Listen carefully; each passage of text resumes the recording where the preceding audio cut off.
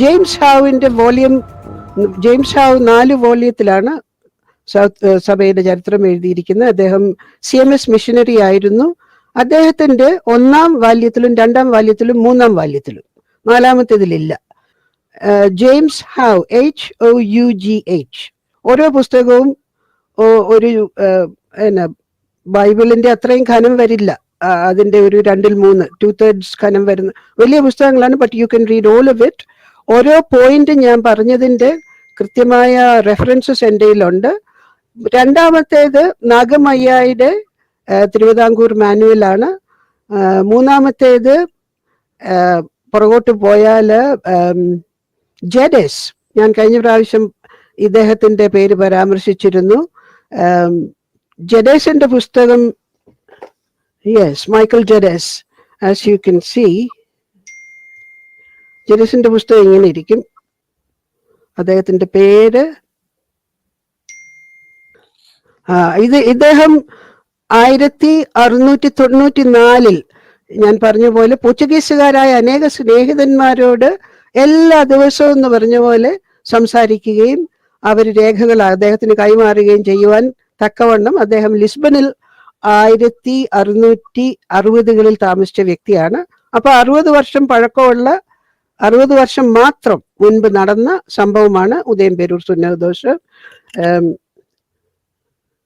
അപ്പൊ അദ്ദേഹത്തിന്റെ പുസ്തകത്തിന്റെ പേര് ആ സംഭവത്തിന് ചുറ്റിപ്പറ്റി കേരളത്തിലെ ശ്രീയാനി സഭ അല്ലെങ്കിൽ ക്രിസ്ത്യാനി സഭയുടെ ചരിത്രം എന്നാണ്.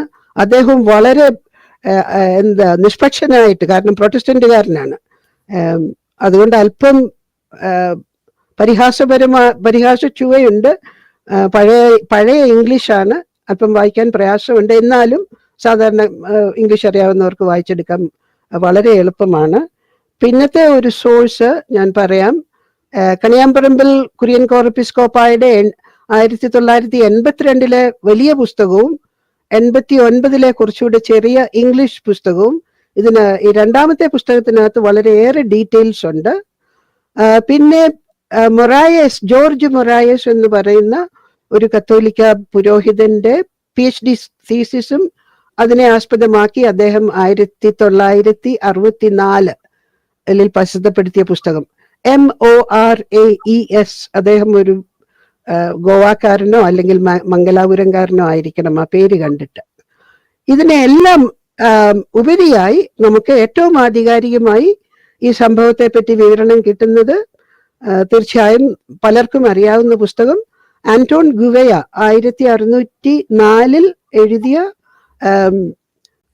ആർച്ച് ബിഷപ്പ് ദ മെനേസസ് ജോർനാഡ, മെനേസസിന്റെ യാത്രാ വിവരണങ്ങൾ. ജോർനാഡ എന്ന് പറഞ്ഞാൽ ജേർണീസ്, പോർച്ചുഗീസ് ഭാഷയിലുള്ള പുസ്തകമാണ്. ഇതിനകത്തുള്ള വിവരങ്ങൾ നമ്മൾ ആരും അറിയാതെ 400 വർഷത്തോളം കിടന്നു, കാരണം പോർച്ചുഗീസ് ഭാഷയിലായതുകൊണ്ട്. പക്ഷേ പയസ് മാലേക്കണ്ടത്തിൽ എന്ന വളരെ പ്രസിദ്ധനും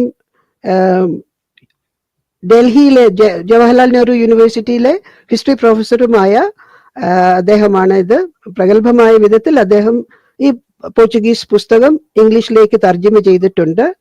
പക്ഷെങ്കിൽ കഴിഞ്ഞ ഒരു 5-8 വർഷമായിട്ട് ഇത് ഔട്ട് ഓഫ് പ്രിന്റ് ആണെന്ന് പലരും എന്നോട് പറയുന്നുണ്ട്. ഞാൻ അവരെ എല്ലാം ഇത് വാങ്ങിക്കാൻ പറയുമ്പോൾ.